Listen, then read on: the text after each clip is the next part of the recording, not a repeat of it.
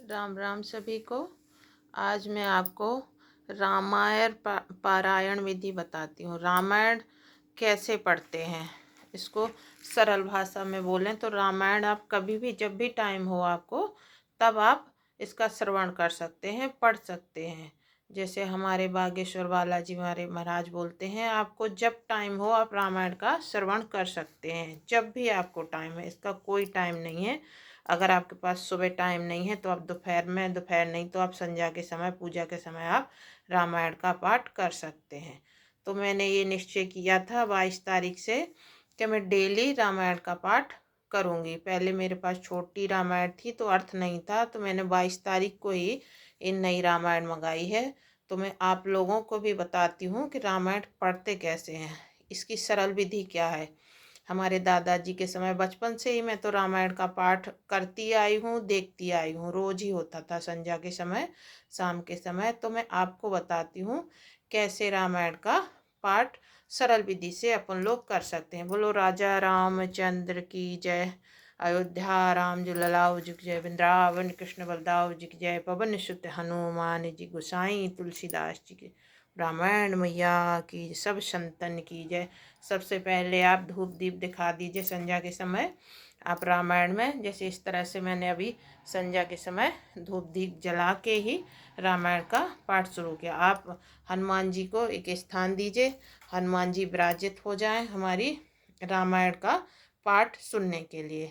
क्योंकि हनुमान जी वैसे अपनी सेवा से प्रसन्न नहीं होते जितना वो श्री राम भगवान की सेवा से प्रसन्न होते हैं। तो कलयुग में बोला गया है कि हनुमान जी का ही वास है, तो हम उनको और साधु संतों को सबको याद करके, तुलसीदास महाराज को याद करके हम रामायण का पाठ शुरू करते हैं, बिल्कुल सरल विधि से। आप एक ही चौपाई डेली करते रहेंगे तो आपको उससे बहुत पुण्य लाभ होगा। इसके तो इतने लाभ हैं कि तो आपको मैं बता ही नहीं सकती। इसका ऐसा नहीं है कि किसी को दुख परेशानी है तो तुरंत इसका दुख दूर हो जाएंगे किसी के भी, पर इसके पाठ करने से आपको खुद महसूस होगा कि हमें कितनी शांति अनुभव हो रही है।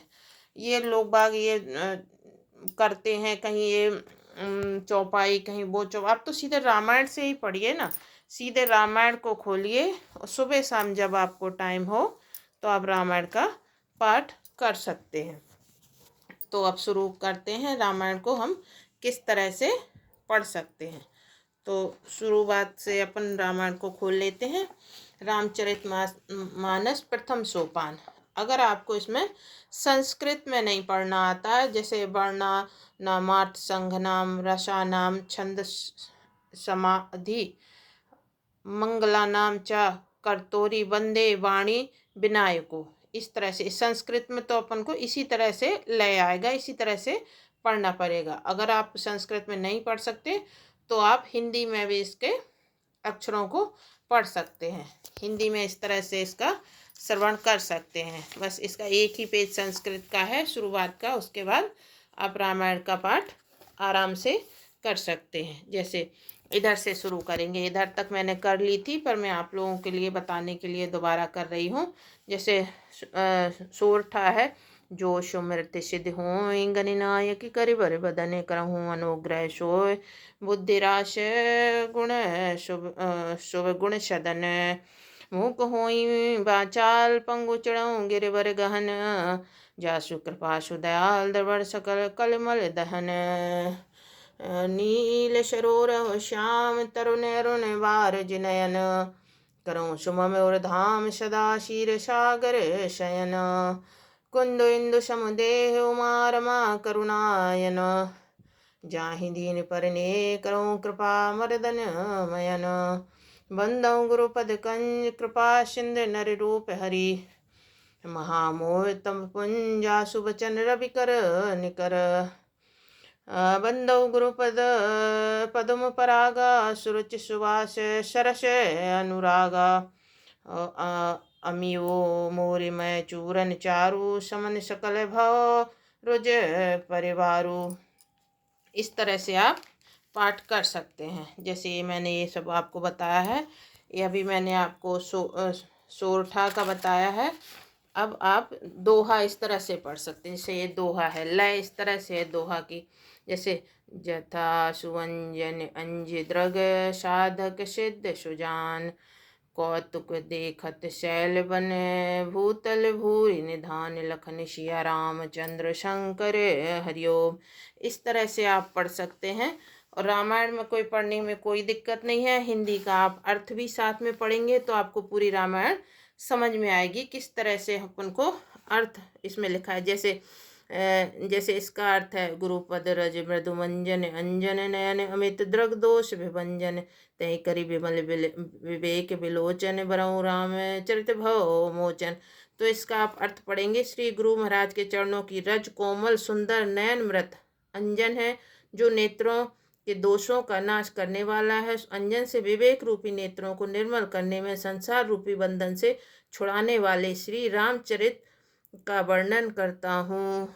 तो आपको जब दोहा आएगा तो आपको सीधे हाथ पर ही दोहा जब भी आएगा, 2 चौपाई 3 चौपाई के बाद जो भी दोहा आएगा तो आपको सीधे हाथ पर ही आपको विश्राम देना है रामायण को। जैसे ये आया है अपने सीधे हाथ की तरफ से ये आया है, सुनी समझो जन मुदित मन मंजहि अति अनुराग, लहई चारु फल अछत तनु साधु समाज प्रयाग, लखन सिया रामचंद्र शंकर है। तो आप इसको दाएं तरफ ही इसको विश्राम दे सकते हैं।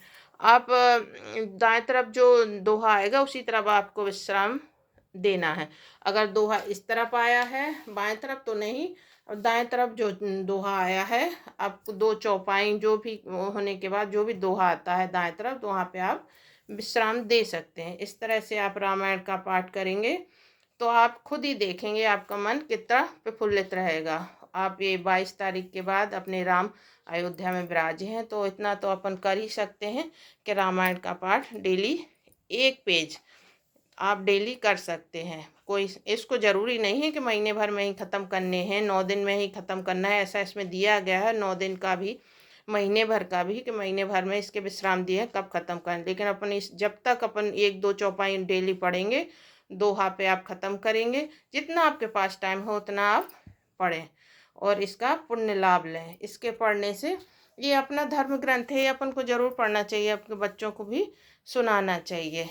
बोलो बोलो राजा रामचंद्र की जय, सियापति रामचंद्र जी की जय, अयोध्या राम जी लला, वृंदावन कृष्ण बलदाव जी की, पवन सुत हनुमान जी, गुसाई तुलसीदास जी। बोलो भाई सब संतन अपने अपने गुरु महाराज की, माता पिता की जय। जय श्री राधे गोविंद राधे गोविंद। अगर आपको इस तरह से रामायण पढ़ने में कोई परेशानी होती है तो आप मुझे बताएं, मैं आपको सरल विधि से और रामायण पढ़ना बताऊंगी। तो इस तरह से आप रामायण का पाठ रोज कर सकते हैं और आपको जब भी टाइम हो मेरे कहने पे आप रामायण का पाठ जरूर शुरू करें, फिर देखेंगे आपको कितना कितना आनंद आता है। हमारे प्रभु हमारा धर्म ग्रंथ हमें ज़रूर पढ़ना चाहिए। जय जय श्री रामचंद्र सरकार की जय। जय श्री राधे गोविंद।